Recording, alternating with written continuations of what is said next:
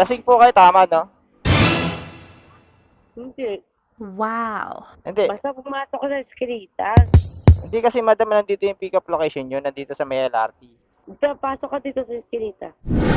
Hindi, tinatanong nga po kita, ma'am, lasing ka po ba? Medyo. Ganito, madam, meron kami sinusunod na batas kay Angkas. Hindi po kami nagsasakay ng hindi po kami nagsasakay ng ano ng lasing. Oy, lagi ako nagbubuk. Ay, pasensya na po. Kung sa iba pumapayag sa akin po, inaano ko yung safety. Hindi, pumasok ka nga dito. Hindi po, madam. Pa-cancel na lang. Ha?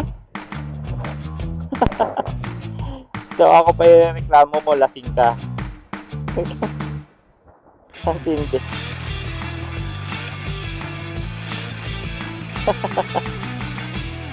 So, yung mga idol, ito, i-report lang natin to. Mga ganitong sitwasyon. Pag alam natin lasing yung pasahero natin, wag na natin isakay. So, ay nako.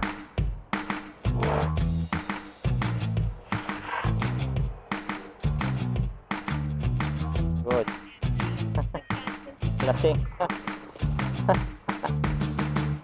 Okay na yun.